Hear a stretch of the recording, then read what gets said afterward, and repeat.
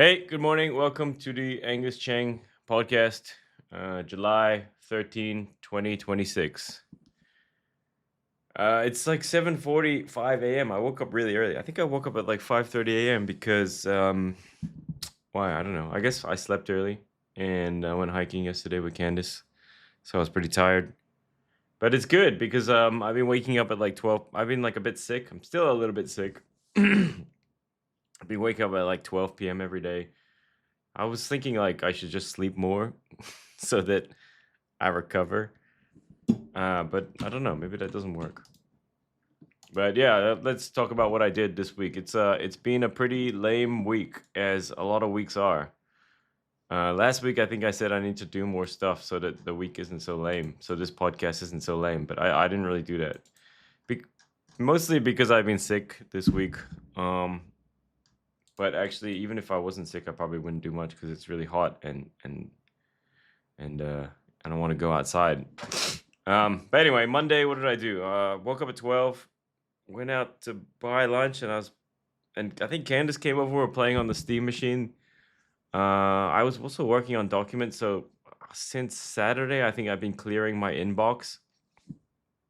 Um, Wait a minute, let me write something down. Auntie Alice house. Yeah, since Saturday, I've been clearing my inbox.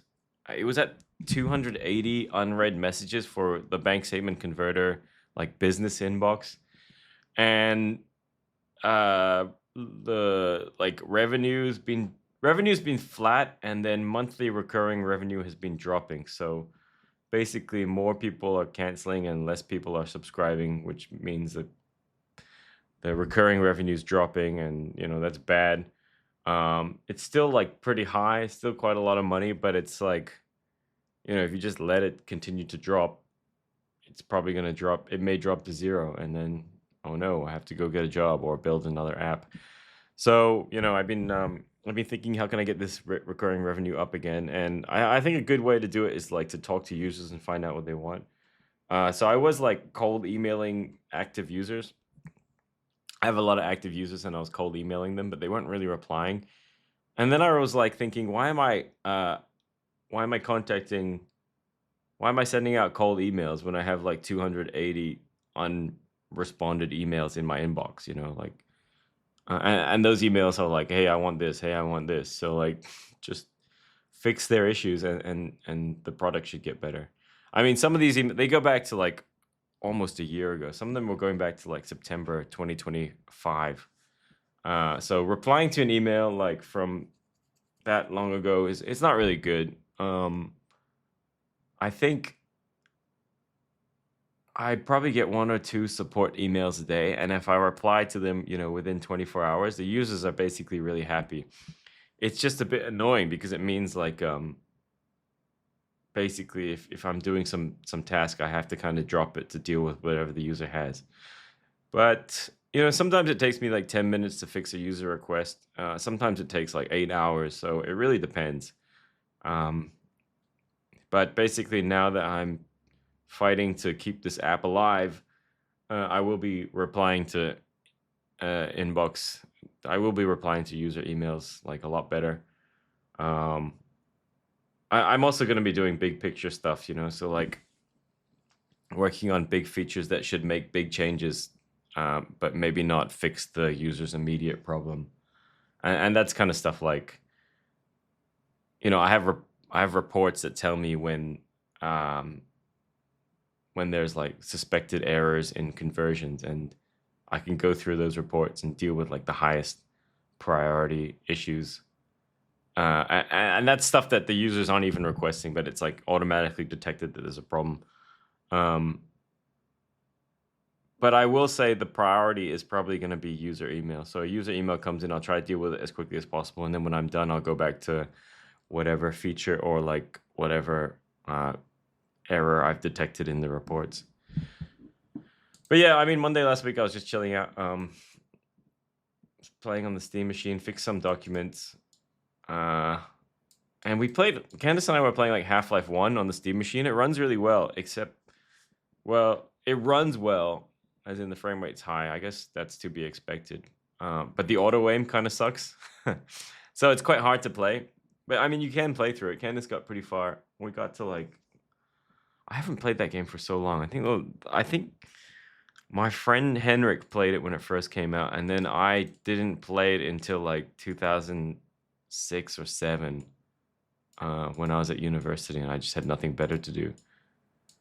I think in 2007 I was at university and I had no internet at home, so I would just play whatever I had on my computer, and I think I noticed that I had Half-Life 1 installed, so I was like, "Oh, okay, I guess I'll just play this." And I'd never played it before, and it's a good game. Then we played Detroit Become Human. I guess I started playing it on Monday last week, and it's a very cool game. Like it's made by the people who made Heavy Rain and something else I forgot the name of, but it's a 3D story-based game, and you can make decisions, and like you do like quick time events, and then depending on what you do, you have different endings, and characters can die, and then you see less stories. So it's cool that it branches out. I mean, none of these games really branch out too much because you just have to make so much content if you branch out like crazy. But it's a game I really like because it's casual and I kind of like the story, and it's kind of fun to like think about what decisions. I don't know. I just really like it, and I was thinking this game is really fun, and like normies, normal people, and I mean I like it, but normal people also would really like it. But then I was thinking normal people don't have PlayStations, they don't have Xboxes. So I was kind of thinking like it'd be great if this was like available on Netflix. But then it probably can't run on TV hardware, So like Netflix runs on your TV's processor, but could you run Detroit on a TV? Detroit Become Human on TV? Not really. I mean, you could do it like it could run pretty well on like Stadia, which is like the streaming gaming platform. But I never tried that, and I kind of suspect it's just flawed, like it works sometimes, but once you have latency, it kind of sucks. So yeah, I don't know. There's a lot of games like that. Like my grandma really enjoyed Papers, Please. Uh, somehow like I installed the demo on her Papers, Please's demo. I installed it on her laptop, and she just played it all the time. She loved playing it, even though it was only like 3 days. She would just play it over and over again, and the gameplay is really repetitive. Um, uh, Another Lucas Pope game is called The Return of the Obra Dinn. That's a really great game, but it's like that is something my grandma would really enjoy. But the problem is, it's not in a format that she can really play.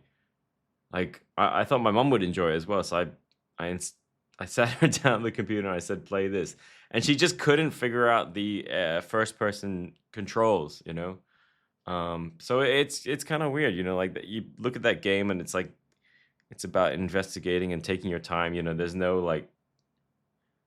rush with anything. You just do it slowly and think slowly, which is like a nice game for my mom.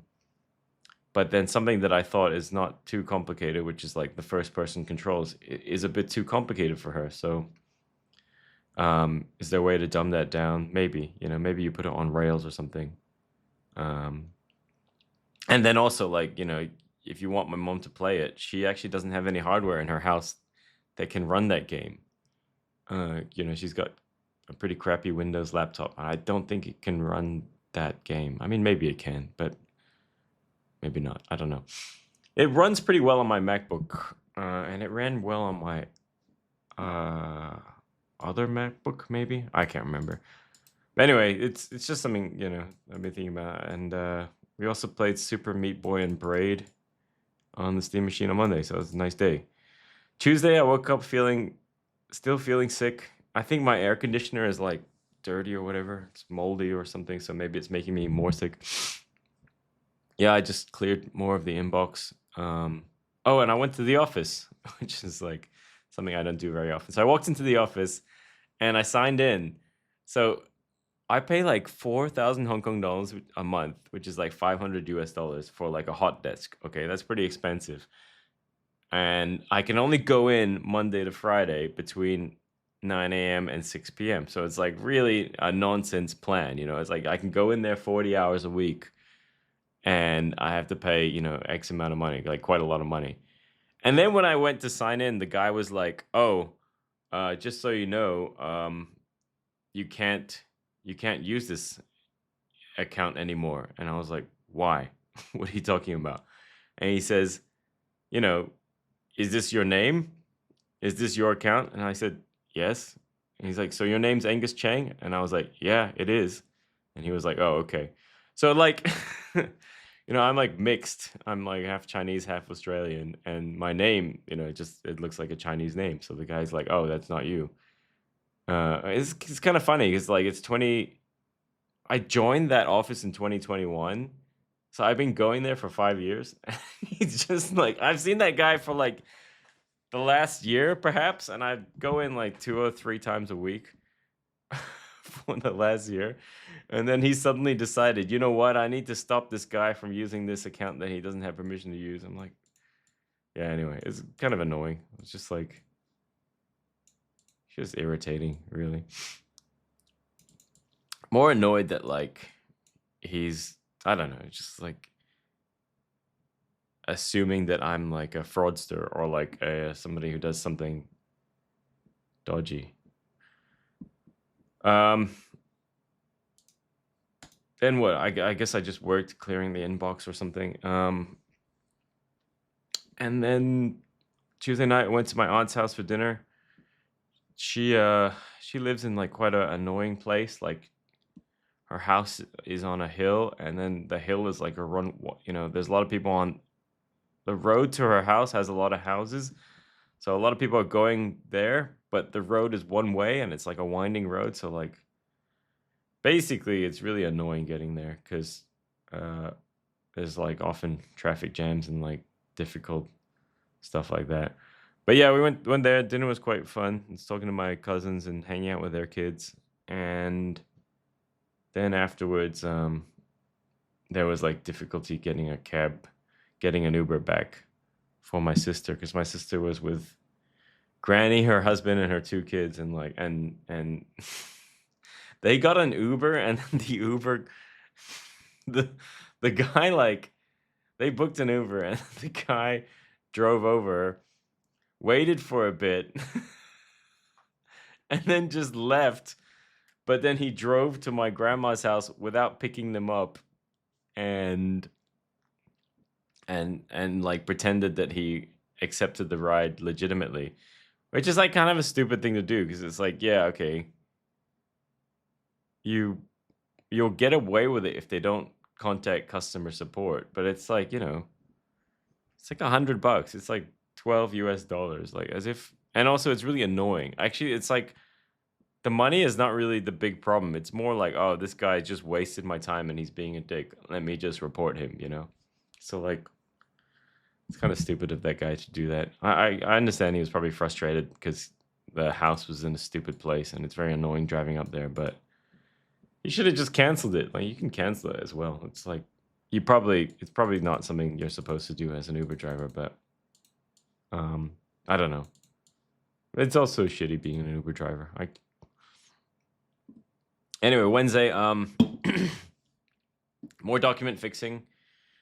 I was working on, so it was like a HSBC statement, but the statement was provided by HSBC, but it was like for Lloyd's Bank, and it was image based, but then it was like a screenshot of ASCII text. It was like it's sometimes you see a PDF file and it actually looks like a text file, and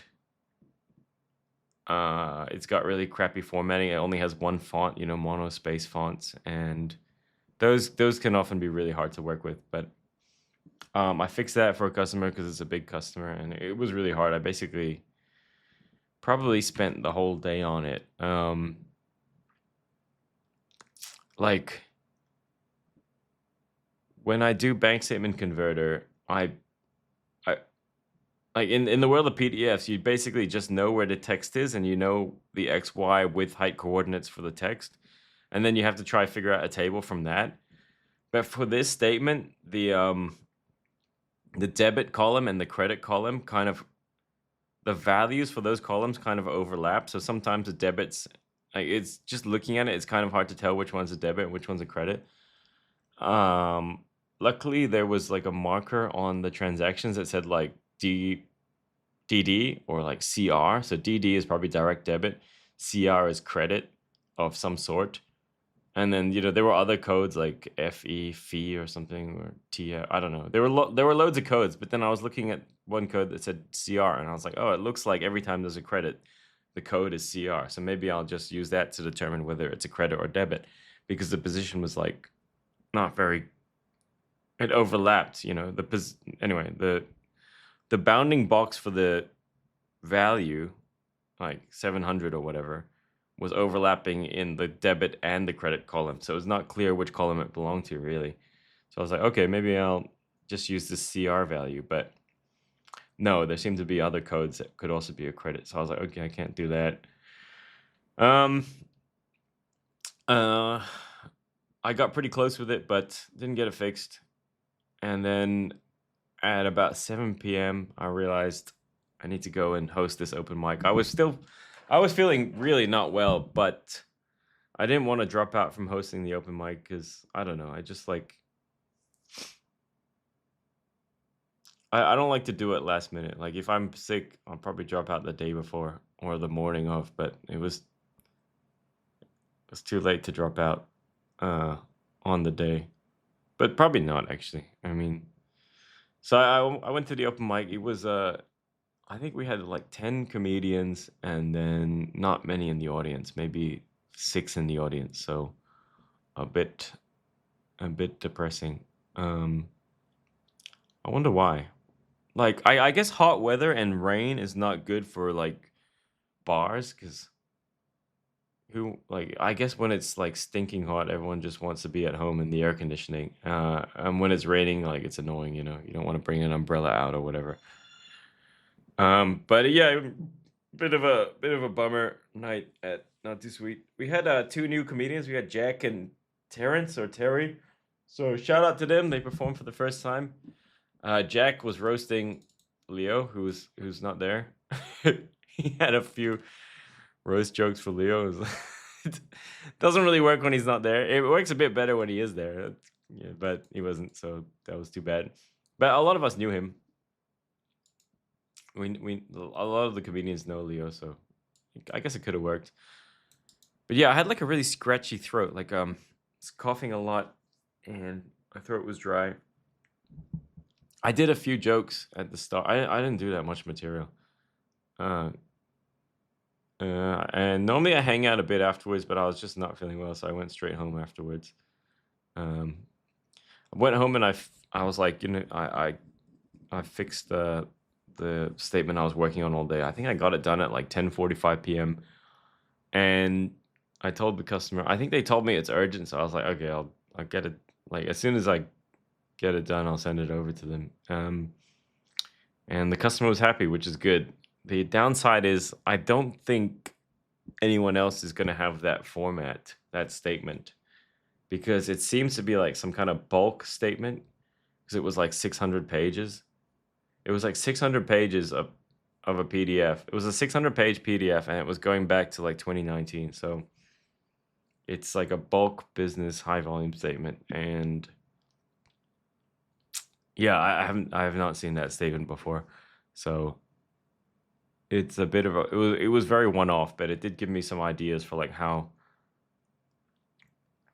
to deal with this in the future. Like one thing I was thinking is like there are quite a lot of situations where users email me PDFs or even just documents, and they're like, get this converted or get this into a table. I want the results. But it's not like if it's scanned or image based, it's really hard to get the results accurately. And I really think the best way to deal with those is just manually get a person to do it. At this company, it's just me, so like I don't want to do that. Especially you asked me to like convert 500 pages of a PDF manually. It's probably going to take me like an hour or longer. So I don't want to do that. But I was thinking maybe I could create a feature where the customers say like, yes, I will allow someone to do this manually, and then um, maybe pay more for the manual conversion. And then I can make tools to help people do manual conversions. Because like I do have tools for users to do it themselves, but they're not very easy to work with. And I think a lot of the users like some of them are willing to do it, but a lot of them are like, look, I just want it done and I will pay, you know. They are paying already. I mean, they do have credits. So I could just use up their credits to do the manual conversion, you know, maybe charge 2 or 3 times as much, you know, whatever works out. Thursday, I don't really know what I did. I think it was more inbox clearing. Um, I think at some point I was playing like You Don't Know Jack.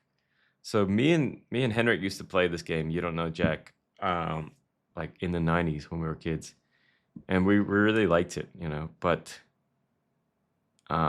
it's kind of it has its own personality, which is kind of cool. But then the personality is also annoying. Like it's got personality, but I'm not crazy about that type of personality. Like if I met someone who's doing that kind of who's like that or has that kind of shtick, I would probably be like, this guy's a dickhead. I don't like them.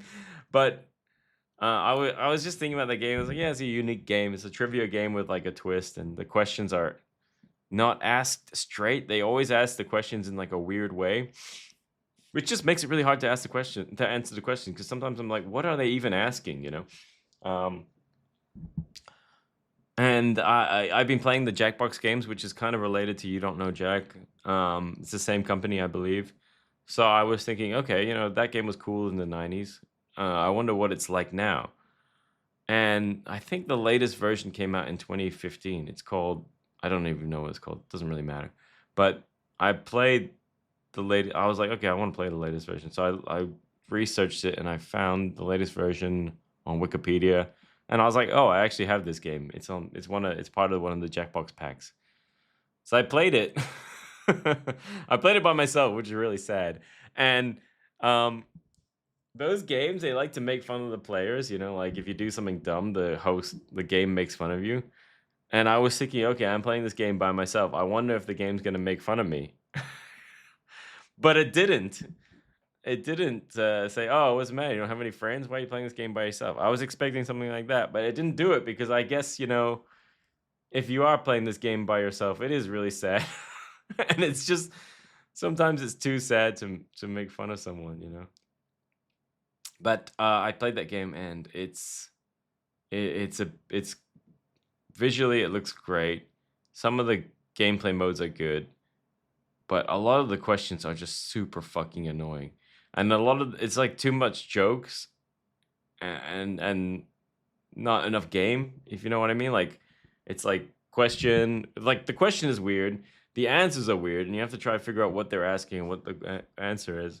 And then in between the questions, there's like jokes, and it's like half the game is the game making dumbass jokes, and it's like, you know, I just want to play this game. I don't want to listen to your lame jokes, you stupid game. So, I wish they would tone it down a little bit. But then I guess maybe there's plenty of trivia games I can just play. I don't know. I don't know. Would I make a game like that? Maybe, but it seems like you need to do a lot of content. It's like a lot of content. It could be funny. It could be fun to make a game like that. But I also think it's not super good for. I don't think it's a super lucrative market, you know, party games, because I really think most gamers are playing games alone. You know, like Jackbox is fun, but it's like I need to have friends over at my house, and I just never have friends over at my house. So you know, I could ask people to come over, but I don't think they want to.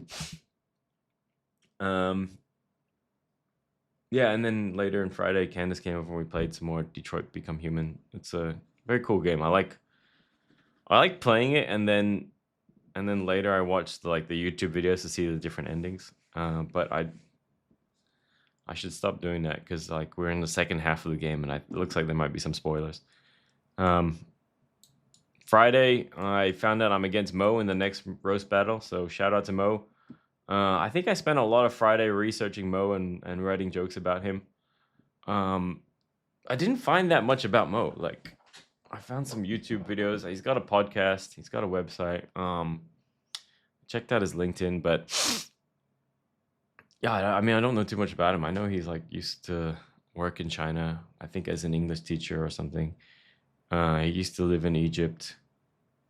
He worked at Vodafone in a call center. Maybe I can do something with the call center thing. Um, but yeah, I mean, I got some. I think I have 3 that are okay. But then normally I like to just write a lot and then try to merge some of the good ones together because it's like you don't want to just say one line. You might want to say like 2 or 3 that are kind of related. It's just a nice way to get more laughs. Then afterwards, I met up with some friends I haven't seen in a long time for drinks. We went to like Central Market. We went to Stormy's in Central Market. Um, yeah, it was cool. It was good hanging out with them. We were talking about my friend Bonnie is working at a bank, and her husband works there too, and they work in the same. It's like a really big bank. They have multiple headquarters, but they're in the same. They have multiple offices, and they're in the same office, and they work like one floor apart from each other.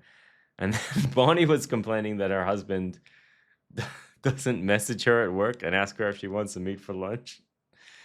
This is kind of funny. And then Gil was like, "Yeah, no, there needs to be a separation of work and home. You can't meet your wife for lunch." And I was like, I mean, I wouldn't want to do it every day, but once or twice a week, it's kind of nice. It's funny. Candice like works in Central. I work in Sheungwan, which is close by. But we hardly ever meet for lunch. I guess she's mostly not in Central at lunchtime. Actually, we have met for lunch before, but it's been a while. Yeah, I think I had like 4 beers at Stormy's. I'm really bad at that. Like either I don't drink or I drink too much, and like 4 is basically too much. I think like 2 is okay, and then once you do more than 2, it's like not good. And once I have 1, I want to have like 4. But yeah, I was hungover and I was pretty drunk actually. Like 4 beers is not a huge amount, but I was pretty drunk. Slept badly, woke up at 12. Went to my dad's house, and I cleared the inbox. So like I spent 7 days getting through 280 emails. Most of it was like just ignoring stuff that I just didn't feel like fixing. And luckily, a lot of them, the issues people had, I had fixed. Throughout. I had fixed since their email came through, just coincidentally. Um, I don't know how many emails I sent. So I went through like 280 emails. I didn't reply to all 280, but I probably replied to maybe 100. Let me just look. Yeah, I just since July. Oh, I didn't write that many. Okay. I was thinking I would have like 100 emails written, but it's about 100. I wrote about 100 emails. So, but I didn't get many replies because I guess if you send someone an email a month ago and then they're like, "Oh, it's fixed now," they don't have that problem anymore. They solved it some other way. So, and they might be mad at me for taking so long to reply. So, I think the sweet spot is like, I mean, the sooner you reply to a customer's email, the happier they will be. But within 24 hours, at least for like for accountants, it seems to be acceptable. Their accountants are pretty patient people. I think they spend a lot of time waiting for people to send them stuff, so they're okay with waiting. Another nice thing is like they just work office hours, so like, if they send me something at like 3 p.m., they're pretty happy with getting it the next morning at 9 a.m., So, and that gives me like plenty of time to reply.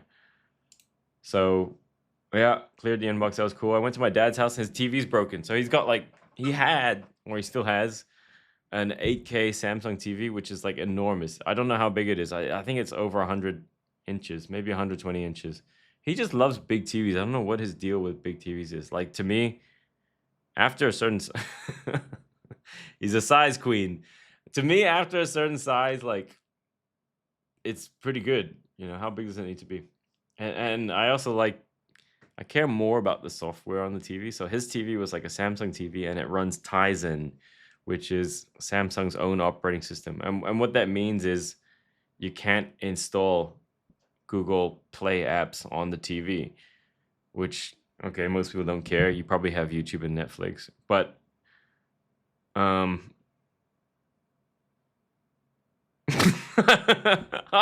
I like to install apps on my TV, okay? No, I like installing apps like torrent downloading apps and airdrop apps. There's like an app where you can like airdrop files to the TV, and that's really good if you have video files on your computer and you want to watch them on your TV. So I was telling him, so it sucks that his super expensive Samsung TV's broken.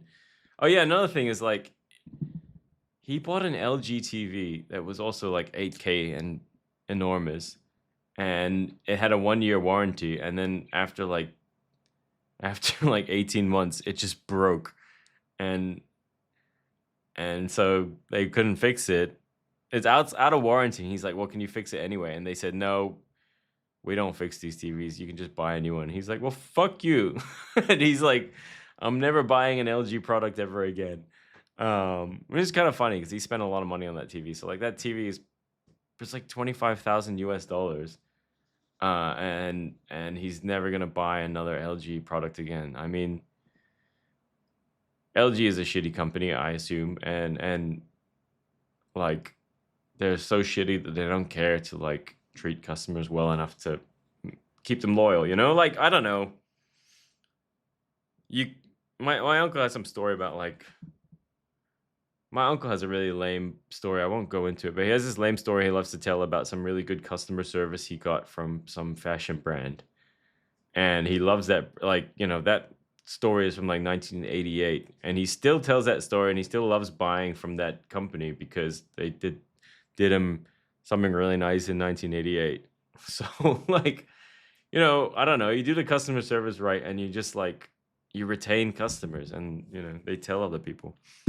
So you do something like have a TV that breaks after 18 months that costs 25,000 bucks, and then you don't even, you know, I don't know. It's like, is that TV really, is that really acceptable to buy a TV that breaks that quickly? You know, like if my TV was like 500 bucks, it's a TCL, it's a mid-range TCL TV, and like if it broke after 18 months, I'd be pissed. I just even I probably wouldn't buy another TCL TV because I'm like, fuck these guys. They don't make the TVs right. I mean, you know, if it broke and I could repair it for like a few $100, or I'd probably be okay with that. But if they won't even fix it at all, they're like, just buy another one. Like, no, fuck you. So then he bought Samsung after that, and then and then when he bought it, he's like, yes, I do want the extended warranty because of what happened with his LG TV. And so instead of 1 year warranty, he got 3 year warranty. And it broke 4 days after the warranty expired, which is kind of funny. So I went over to his house and he had his phone on the coffee table and he like propped it against something and he was just sitting on the sofa watching this phone from a distance for some reason. I guess he didn't want to hold it. It's just funny, you know. He used to have like this enormous TV, and now he's watching like a 2-inch TV. So I was telling him, yeah, like why don't you get a TCL TV? My TCL TV is pretty good. And he's like, okay. And I was also telling him like, yeah, it's good to have an Android TV because you can install all these fun apps. You know, you can download torrents and run emulators and you know all this stuff he probably doesn't want to do. Like I want him to get a Android TV so I can airdrop stuff to the TV. Anyway, it was funny. We were eating dinner and he was he was watching reels from some sort of short form videos on his phone, but he didn't put it on speaker. He was listening to it on his AirPods, but he doesn't use AirPods. He uses like Huawei AirPods, and the volume was up like really loud, I guess. So he was like watching this thing and also talking to me, but he was just shouting everything, you know. He's like, "So is Candace okay? Is she still sick?" I'm like, "Yeah, she's fine." He's like, "Okay, that's good." You know, like it's kind of funny. Um, and then I went to I had a show with Mo's thing. It was a backstage comedy show. It's called Ready Set Fail. For some reason, I thought it was at Far Guy, which is a gay bar. So I went over to the gay bar and I was like, I walked in. I said, "Hey, I'm on the show," and there was a woman there like putting on loads and loads of makeup, and they're like, "Oh, are you here for the drag show?" And I was like, no." And they say, "Well, the only show on tonight is the drag show, so if you're not on that, you're probably at the wrong place." I was like, "Ah." And I was just really sure I was at the right place because I like never make that mistake. So then I messaged like the group chat. I was like, "Hey, I'm at the show. Where are you guys?" And they're like, I said I was at Far Guy. Where are you guys? They're like, "We're at backstage. That's where the show is." I'm like, "Ah, okay." So I walked down the backstage. I'm not really sure what we were supposed to do for the show. Like I know it's like a panel show, some type of panel show, and didn't need to prepare. The only thing I needed to do was like bring something addictive from my house. Um, so I brought like some crackers that I like. I like in my house. What's addictive? I was like alcohol, but then I thought somebody else is probably gonna bring that, so I didn't bring it. I have cream soda zero, but I don't think anyone likes that. Um, addictive stuff. Games, video games, but like I don't know. I don't have the only physical games I have are PS3 games. And like, who wants to give out a PS3 game? Uh, so I just chose crackers because so I figured that would be a good one. Um, yeah. So the game it was kind of random. Like I think a lot of the show was like improv type stuff, or like a lot of the rounds of the show were like, oh, just do some improv type thing. And I'm like, God damn, I'm really bad at improv. So I was basically just bombing through the first half of the show. Luckily, there were other people on the panel who were good at improv, so you know, they basically carried me across the line. I was thinking, and then we had halftime, and I was thinking in halftime, I saw Garen was at the show, and I was thinking like, man, I should ask Garen to swap in for me because I'm not doing well. Um, but I didn't. I don't know why.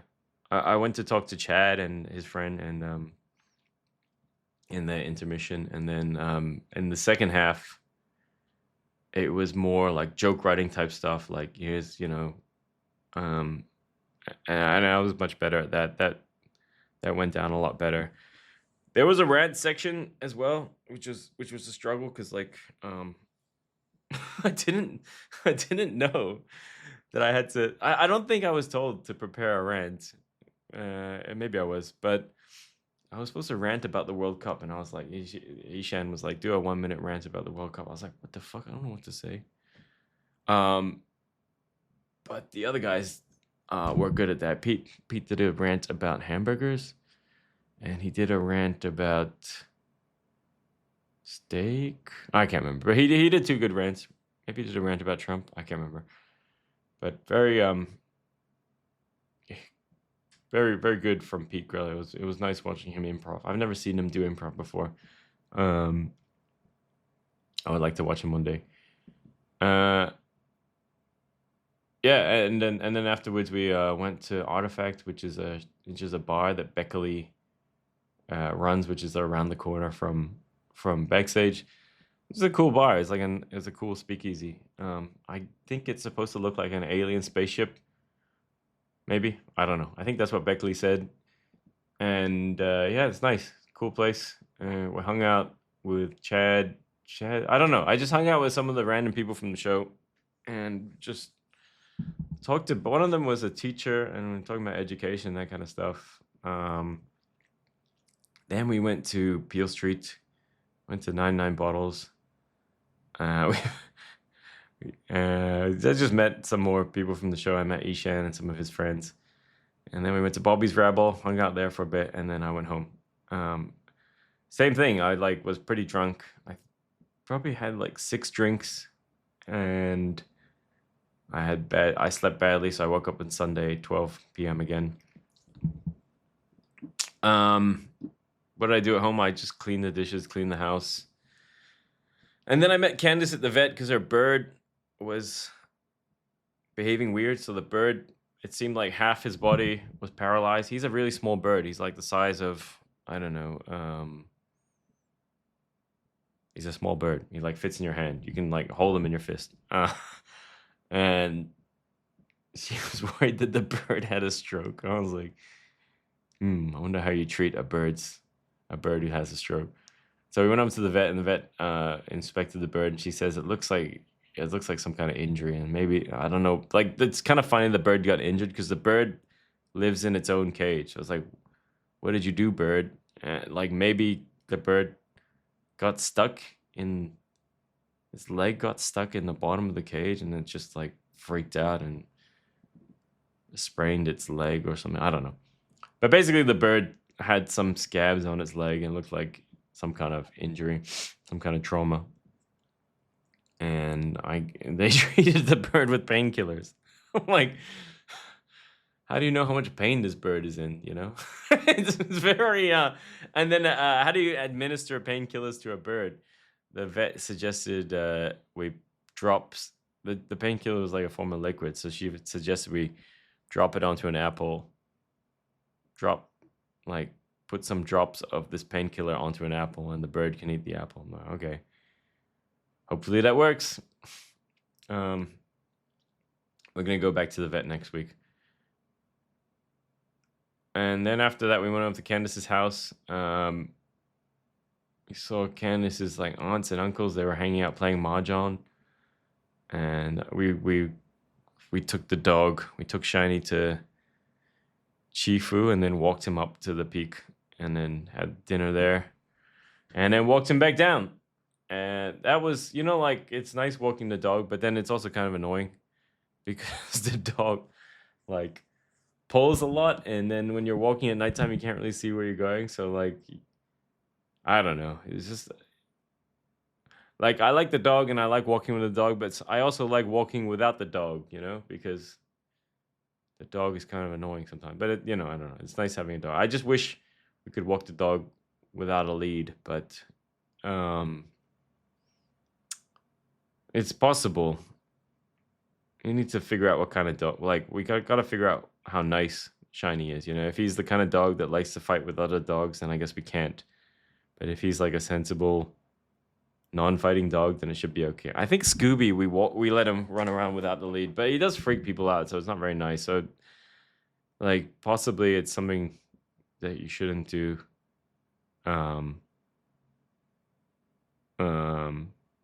If there's a lot of other people on the trail, right? Maybe, I don't know. And yeah, that was the boring week for Angus Chang. What am I gonna do next week? Hopefully it's Candace's birthday on Thursday, so I need to do something nice with her. But I would like to do some hiking and maybe make a new app.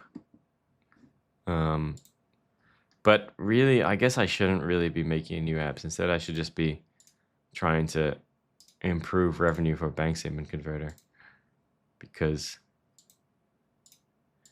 it's not doing so well at the moment. But anyway, I'll see you next week, and hopefully next week's podcast will be less boring. Bye-bye.